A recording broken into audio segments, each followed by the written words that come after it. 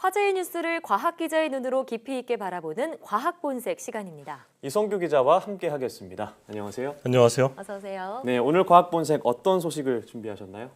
국회 국정감사가 한창 진행 중에 있는데 예. 이와 관련해서 몇 가지 이슈를 준비했습니다. 네. 첫 번째 이슈는 대구경북과학기술원이 송상효 총장과 관련한 논란인데요. 네. 아니 손방망이 처분이다 이런 지적이 나와서 저희가 보도하기도 했었는데요. 자, 일단 송상혁 총장 어떤 점 때문에 논란의 주인공이 된 건가요? 그러니까 논란에 앞서 먼저 배경부터 좀 설명드리면요. 네. 이 손상혁 총장과 관련한 비위 의혹이 과기정통부에 제보되면서 과기정통부에서 감사를 진행했어요. 그 감사 결과가 나왔는데 네. 이 송 총장이 그 펠로라고 해서 이 특별연구원 재임용 특혜, 예. 성추행 사건 부적절 대처, 연구비 부당 집행 등의 비위 사실이 드러난 거예요. 네. 그래서 이런 비위 사실이 드러났으니까 과기정통부는 디지스트 이사회에 좀 엄중하게 처분해달라 이런 요구를 한 예. 거였고요.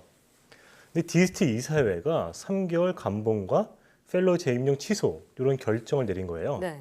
그러면서 이제 이게 뭐 약간 손방망이가 아니냐 이런 비판이 제기가 된 거죠. 네, 국감에서 쟁점이 된 것이 앞서 말씀하신 펠로 임용과 손방망이 처분이라는 것인데, 근데 먼저 펠로가 특별연구원이라고 말씀하셨죠? 네. 이 임용의 논란의 핵심이 무엇인가요?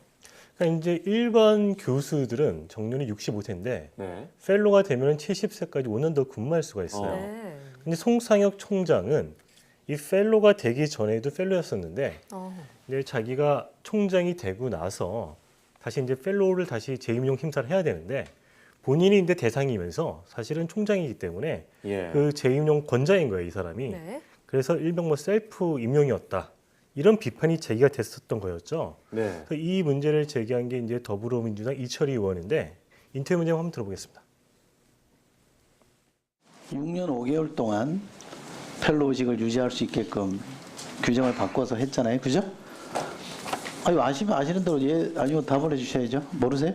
네, 알고 있습니다. 네, 알고 계신 거죠. 그런데 이게 전임 교원이 아니기 때문에 총장은, 그죠? 총장 신분으로 재직할 때는 전임 교원이 아니기 때문에 펠로우 임용 대상이 아니죠. 규정을 바꿔서 재임용 되신 거잖아요.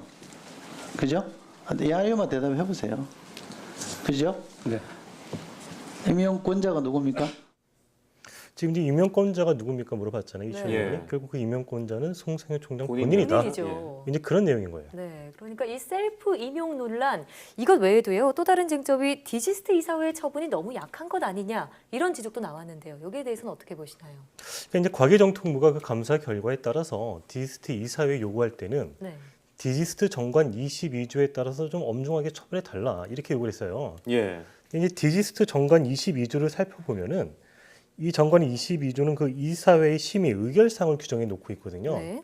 근데 그 22조의 그 사망을 보면은 임원의 선임과 해임에 관한 사항을 다루고 있어요. 선임과 그러니까 이제 해임이요. 이철희 의원은 예. 이 내용을 근거로 과기정통부가 이 디지스트 정관 22조 내용대로 처분해달라고 요청을 했으니까 네. 결국 그 내용은 해임을 해달라는 것 같은 거다. 이렇게 이제 보고 있는 거고요.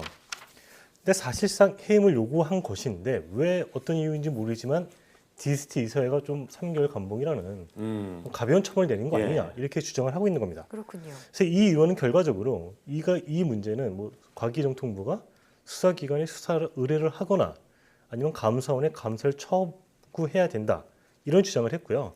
이에 대해서 이제 과기부 그 이진규 1차관은 수사기관에 의뢰를 하거나 감사 청구를 하겠다 이렇게 밝혔습니다. 네, 그렇습니다. 좀 더 지켜보도록 하겠습니다. 자, 그런가 하면 연구 세습 문제도 제기가 됐는데 앞서 저희가 보도해드렸지만 네. 연구 세습이라는 게 정확히 어떤 걸 말하는 건가요? 그러니까 이제 내 아버지가 대학교 교수예요. 예. 근데 내가 이제 그 대학원 석사를 하는데 하필이면 우리 아버지인 연구실에서 하는 거죠.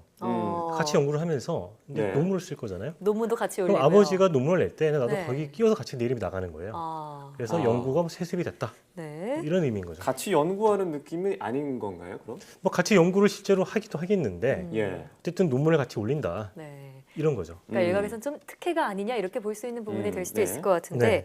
자 구체적으로 어떤 대학에서 그런 문제가 나왔나요? 그러니까 이제 과기 특성화 대학 있잖아요. 네. 뭐 카이스트, 울산과기원, 뭐 광주과기원 이런 4개 대학이 있는데 그중에서 이제 카이스트하고 이 광주과기원에서 이런 특혜가 한 5년, 특혜라기보다는 연구 그런 세습이 네. 5년 사이에 있었다.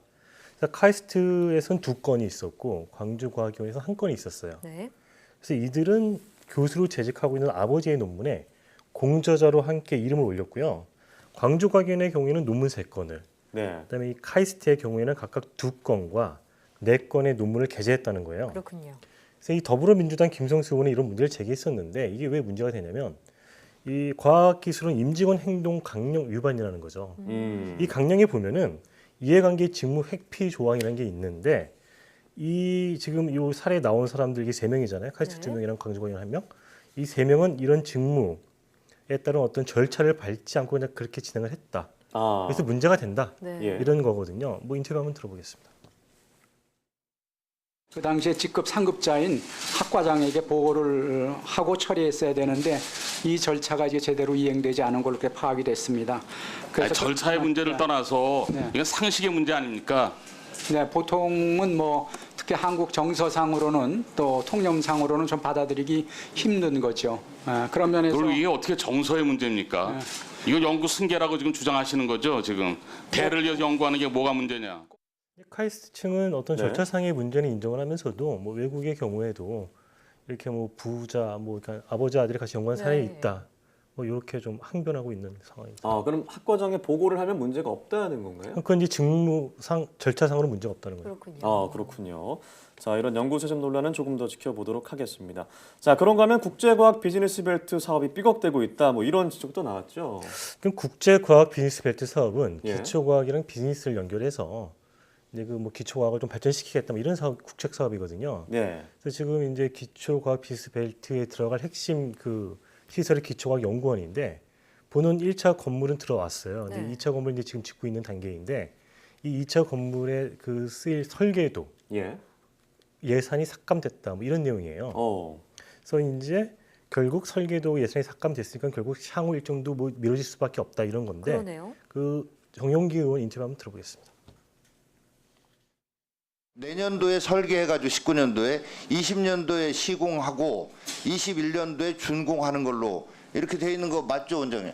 네, 맞습니다. 자, 그러면 내년에 설계 예산이 전액 삭감이 돼서 설계가 못 이루어지면 20년에 설계되고 21년에 공사 시작이 된다 하더라도 최소 1년 늦어지는 거 아니겠어요? 그 맞는 말씀이죠, 제가 드린 말씀이. 네, 맞습니다. 그러니까 원래 이제 이게 8월 달까지는 네. 과기정통부도 뭐 예산 삭감 이런 얘기를 안 했어요. 예. 근데 이게 갑자기 이제 국회에 그 제출하게 되면서 예산이 삭감이 된 거거든요. 네. 그래서 삭감이 됐는데도 불구하고 과기정통부의 입장은 뭐냐면은 이 사업을 추진하는데 아무런 문제가 없다 이런 거예요. 근데 원래 그 예산을 책정해서 계획을 한 건 아닌가요? 그러니까 원래 측정한 예산이 있는데 예. 그 예산이 삭감이 된 거죠. 한 1,700억 네. 정도가. 예. 근데 삭감이 돼도 사업을 추진하는데 아무런 문제가 없다고 과기부가 막 얘기하고 있거든요. 그렇게 판단한 거라는 그러니까 정영기 얘기고요. 의원의 얘기는 뭐냐면 어떻게 예. 예산이 없어졌는데 이게 문제가 없느냐. 그러게요. 그러게요. 이건 말이 안 된다 이렇게 얘기하는 거고 네. 그러니까 야당 의원들을 중심으로 이 뭐 국제과학 비즈니스 벨트도 그렇고 중형가스키도 그렇고 좀 굵직굵직한 이런 과학 사업이 약간 삐걱대고 있거든요. 네. 그러니까 현 정부가 좀 이렇게 과학기술을 좀 너무 홀대하고 있는 거 아니냐 네. 뭐 그런 비판도 나오고 있습니다. 과학기술의 중요성을 늘 말씀을 하시면서 이 관련 예산의 삭감 좀 어불성설이 아닌가 싶기도 한데요. 네, 그런 네. 측면이 있죠. 그렇습니다. 네, 또 오늘 셀프 임용이나 연구 세습과 같은 문제도 다뤄봤는데 이런 연구 윤리 문제는 개인적 차원이 아니라 시스템적으로 좀 더 규제 보강이 필요하지 않을까 싶습니다. 오늘 말씀 잘 들었습니다.